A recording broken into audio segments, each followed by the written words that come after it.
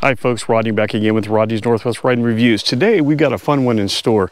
I've got my 2022 KTM 250XC TPI with the TSP, and then Carter Todd is my buddy here. He's got his 2023 YZ250FX. And so on his YZ250FX, he's running stock suspension. He does have a Yoshimura RS4. He also has the twin air power flow kit. And then what map are you running right now? It's on free flowing.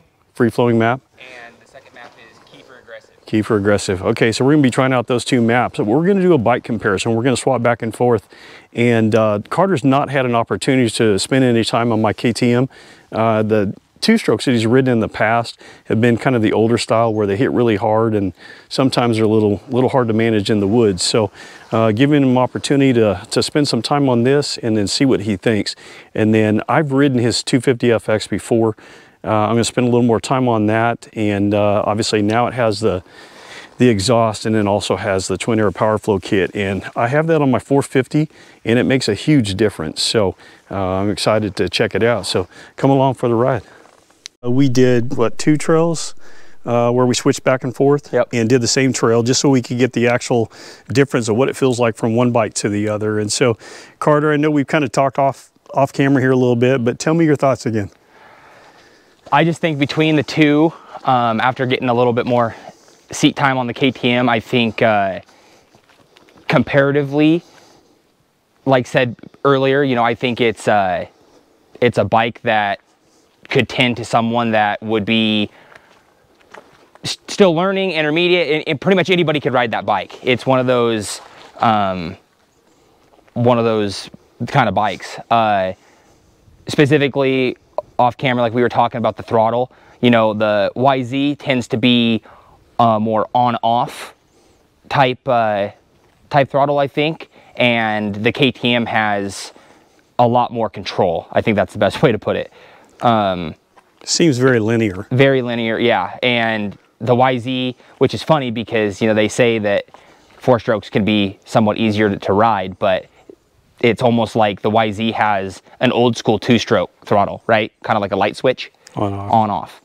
I definitely was surprised that I didn't have to work the clutch as much as I thought I was going to have to on the KTM. Granted, you have done, you know, some modifications to help that out a little bit. It'd be interesting to compare one bone stock because I didn't get to ride it stock. Yeah.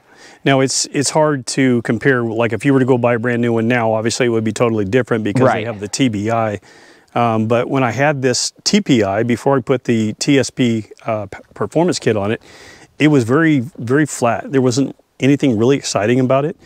And it just felt like it left you wanting more everywhere. So obviously the performance kit gave it more lower end torque. It does have a high compression head on it.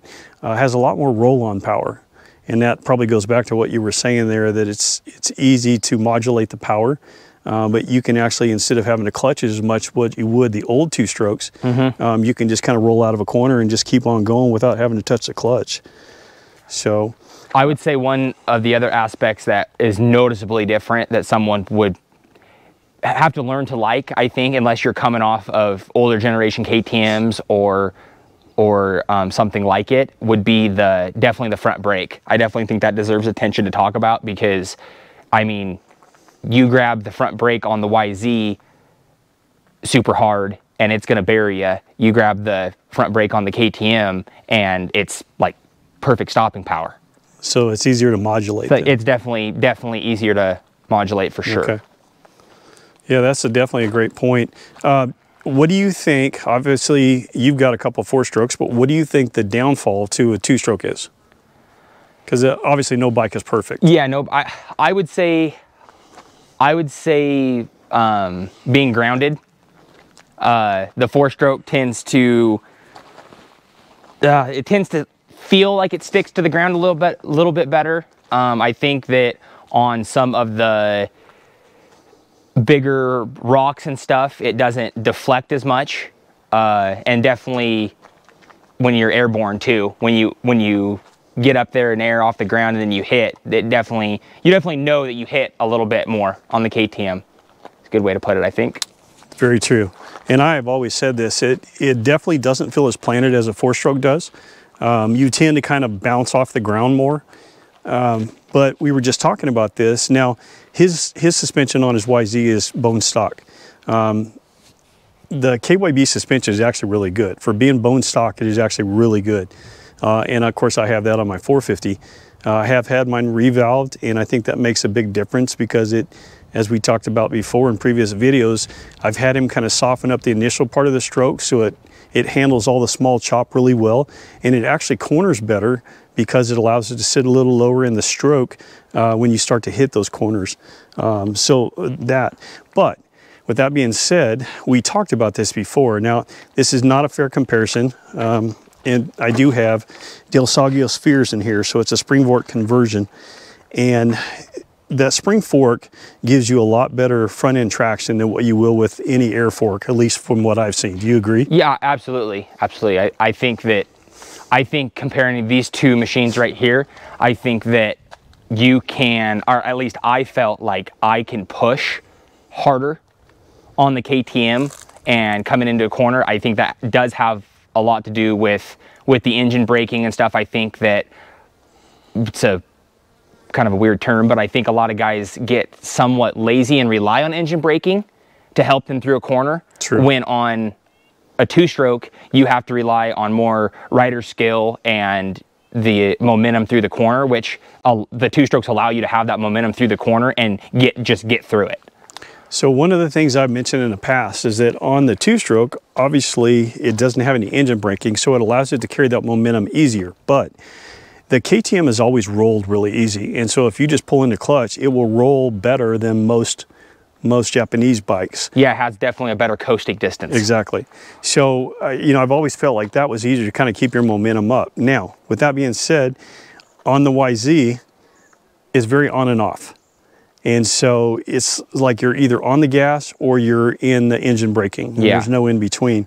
Now, you've actually picked a different map. So which map do you like? So my favorite map on the 250FX is free flowing. So right now I'm on map 1 is free flowing, map 2 is Kiefer aggressive stage 2 or update. It's his updated map. But and you definitely notice a difference in the less engine braking. Yeah, it takes free flowing pretty much takes it all away. I mean, there's still obviously going to be some, but comparatively to stock, if you're looking for minimal engine braking to give you a more 2-stroke feel on a 4-stroke, free flowing would be your map for sure. So we talked about the KTM being a 2-stroke is less planted. If you had to pick one bike, whether it be a 2-stroke or a 4-stroke, what do you think you would do?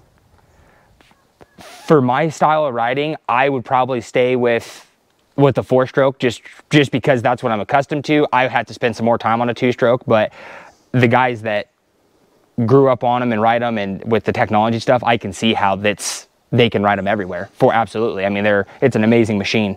Absolutely. There is no perfect dirt bike, unfortunately. We've been searching for that for years, and we put mods on our bikes to try to make it bigger, not necessarily bigger, but better all the time. And this KTM is much better than what it would be stock. So, you know, it's definitely a much better riding bike than what it was before. But I kind of agree with you. I like the 4-stroke. It's easier to push harder. You go faster, harder. It doesn't seem to, well, I won't say it doesn't fatigue you as much, because it can. It can, absolutely. You know, and especially the on-off throttle on this, to me, seems like that. Now, going back to the suspension for a moment, I felt like it was harder for me to push as fast on this YZ, being stock suspension, than what I can on that one, even though the 2-stroke doesn't feel as planted. That suspension just absorbs the bumps, especially the hard hits. Yeah. Absorbs it better. And, you know, it feels different. So it's always fun to get out and ride bikes, you know, that you're not accustomed to, and just feel the differences. So anything else you want to add to it before we sign off? The last thing that I think I got is, if you're out there looking for a YZ, or if you're looking for a new Yamaha and you're a trail rider, the 250FX is definitely one to consider.